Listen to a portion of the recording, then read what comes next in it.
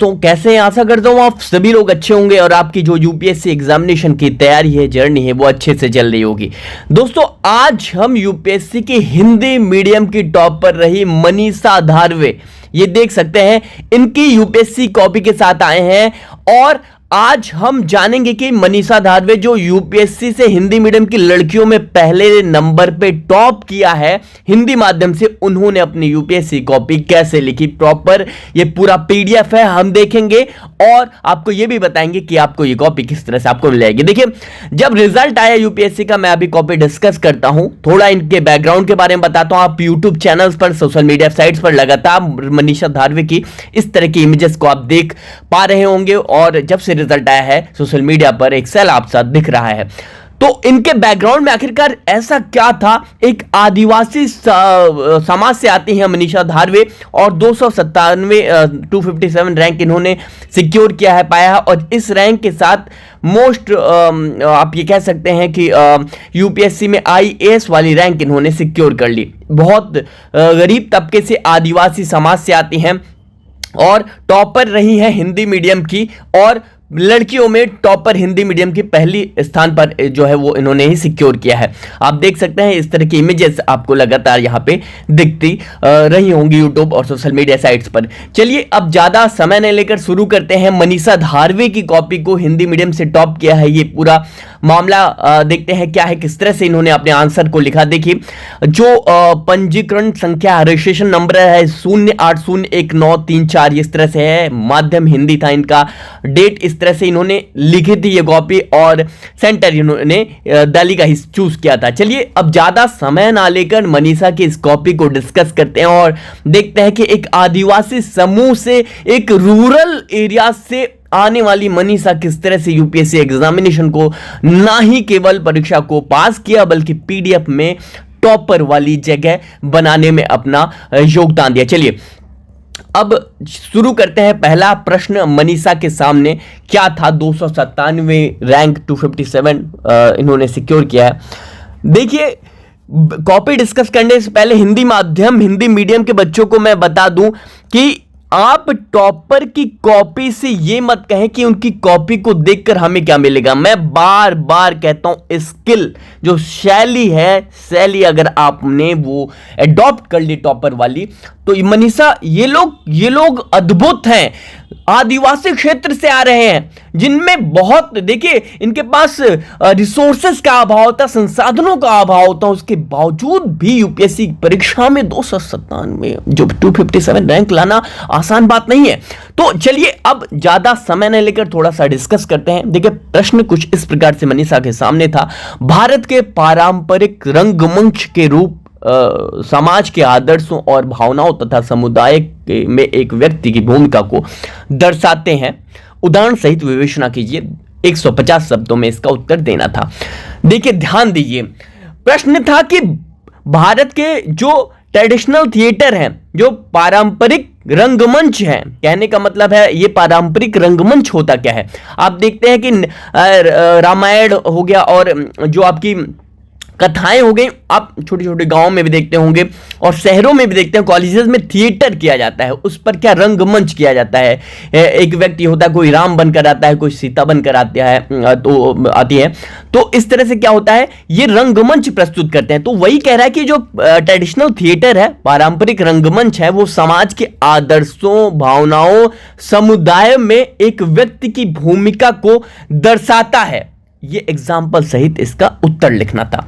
अब सबसे पहला काम मनीषा क्या करती हैं, प्रश्न को समझ लिया होगा आपने, नहीं समझा होगा तो उत्तर अभी आप देखकर पढ़कर समझ जाएंगे क्या प्रश्न पूछना चाह रहा था। तो सबसे पहले मनीषा ने क्या किया, ये इंपॉर्टेंट कीवर्ड्स, मैं बार बार कहता हूं, जब भी आपके सामने कोई भी आंसर लिखने को आए तो आप इंपॉर्टेंट जो कीवर्ड्स हैं, जो कुंजी है, हिंदी में क्या कह सकते हैं, जो कुंजी है प्रश्न की, उसको आप अंडरलाइन कर लें, उस पर आप क्या ब्रैकेट में इस तरह से देखिए, ट्रेडिशनल थिएटर, पारंपरिक रंगमंच, इसको क्या कर दिया, अंडरलाइन कर दिया है। आदर्श, भावना, समुदाय, एक व्यक्ति की भूमिका दर्शाते हैं और विवेचना करना था।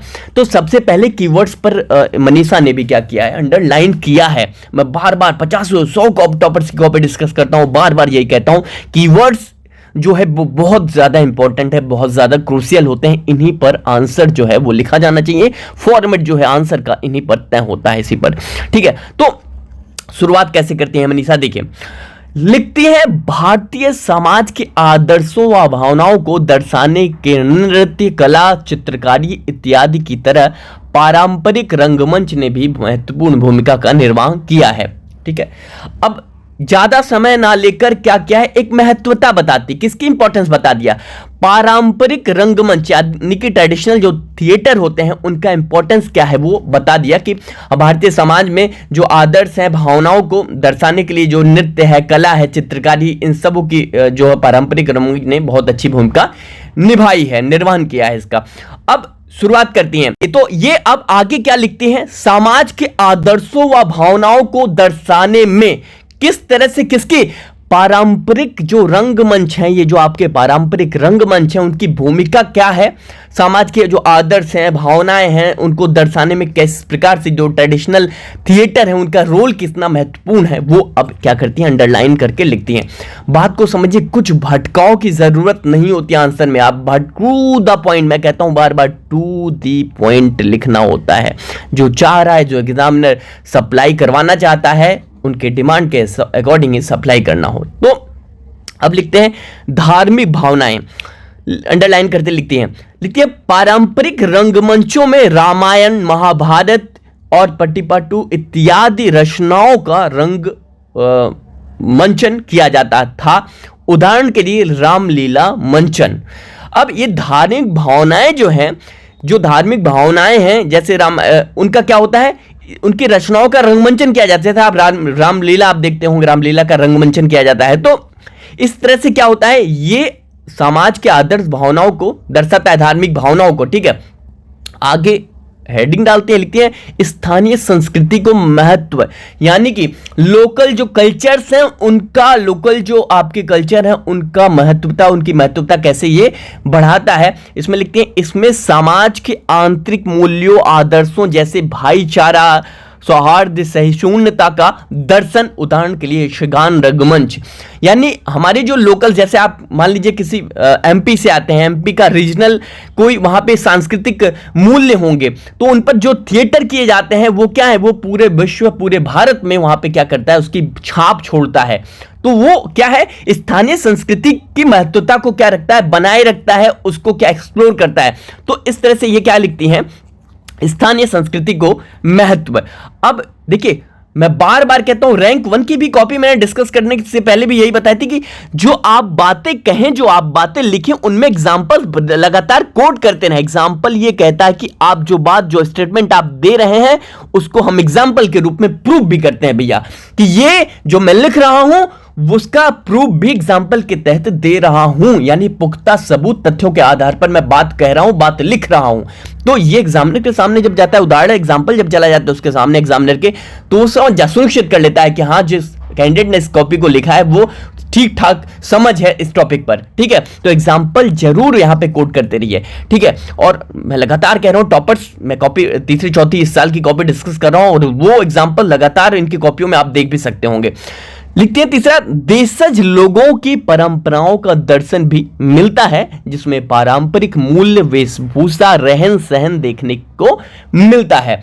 अब ये सिर्फ रंगमंच के द्वारा क्या हम सिर्फ आदर्श मूल्य तक सीमित नहीं रहते हैं, बल्कि ये जो वहां की वेशभूषा होती है, वेशभूषा यानी पहनावा, जो रहन सहन होता है, वो भी हमें यहाँ पे क्या बोलते हैं, उसका व्यू भी हम यहाँ पे से देख पाते हैं। ठीक है, अब एग्जाम्पल भी देते हैं, हर चीज में एग्जाम्पल यहां पर देती हैं। अब आगे क्या है, समुदाय में एक व्यक्ति की भूमिका को दर्शाता है। क्या क्या दर्शाता है, थिएटर, वही क्या थिएटर, जो थिएटर की हम बात कर रहे हैं, रंगमंच, जो पारंपरिक रंगमंच है उनकी बात कर रहे हैं, कि समुदाय में एक व्यक्ति की भूमिका को, जैसे आदर्श, देखिए लिखते हैं आदर्श चरित्र का चरित्र किया जाना। उदाहरण में लिखते हैं रामायण के पात्र राम आदर्श राजा, पुत्र, भाई, पति के रूप में। अब ये देखिए, ये जो एग्जाम्पल देते हैं, जो रामायण के पात्र राम हैं, वो किस तरह से वो एक राजा के, आदर्श राजा के रूप में, आदर्श पुत्र के रूप में सामने आते हैं। लक्ष्मण और अन्य के लिए आदर्श भाई के रूप में सामने आते हैं, और माता सीता के लिए आदर्श पति के रूप में भी सामने आते हैं। तो ये जो ये जो डाइवर्सिटी है आपके उत्तर में लिखने की, वो डाइवर्सिटी एक दिन में नहीं आती। आपको एक सस्टेन करना होगा, लगातार आपको ये लिखना होगा आंसर। इस तरह के आंसर तभी आप लिख पाएंगे। अब देखिए मैं ये समझता हूं कि इस तरह के जो आंसर है वो मे बी इनका हिंदी ऑप्शनल, जो इनका ऑप्शनल रहा हो, हिंदी लिटरेचर रहा हो। तो देखिए दूसरा लिखते हैं, पारिवारिक व दाम्पत्य जीवन के प्रति भूमिका किस तरह से लिखते हैं। मणि मैखले का मंचन एग्जाम्पल, देखिए धार्मिक दायित्वों के निर्वहन करना, उदाहरण के लिए।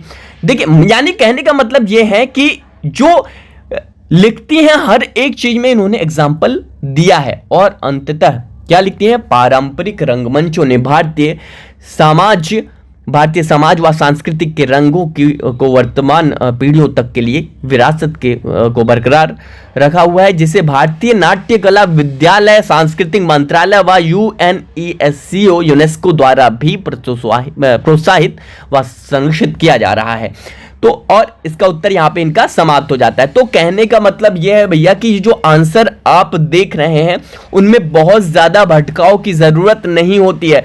लिख दिया है ना, सीधा सीधा लिखा है। अब इसमें आप लिखना शुरू करते पूरे, आप अननेसेसरी चीज अगर आप इसमें आंसर में आप डालने की कोशिश करते तो वो क्या करता है, वो आपका समय सीमा जो आपको मिलती है ना, 150 शब्द लिखने थे, 10 नंबर का ये आपको ये मार्क्स इसमें थे, तो उसमें आपके 20 प्रश्नों के जवाब भी आप नहीं दे पाते, नंबर भी नहीं मिलता, सब कुछ बर्बाद हो जाता। तो ये एक समय सीमा के अंदर, एक समय के अंदर आप तभी लिख पाएंगे जब आप इसकी रेगुलर प्रैक्टिस करेंगे। रेगुलर का मतलब ये होता है कि आप जब एक समय हो जाए, कंटेंट आप पढ़ लें, यानी कि मान लीजिए आप हिस्ट्री पढ़ रहे हैं या फिर वर्ल्ड ज्योग्राफी पढ़ रहे हैं या फिर आप जो भी कल्चर पढ़ रहे हैं, तो जब एक समय सीमा आप 15-20 दिन उस टॉपिक को पढ़ने, उस सब्जेक्ट को पढ़ने, तो उस पर आंसर लिखना जरूर शुरू करें।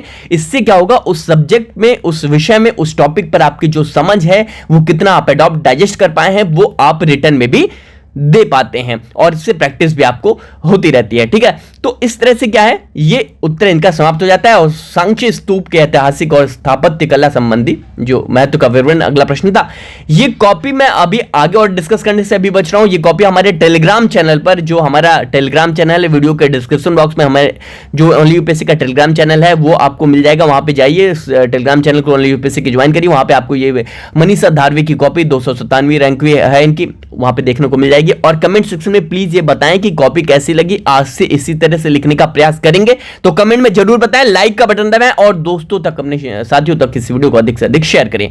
चलिए बहुत बहुत धन्यवाद। कमेंट में जरूर लिखें कि इसी तरह से आप भी कॉपी लिखना शुरू करेंगे। चलिए धन्यवाद, शेयर कर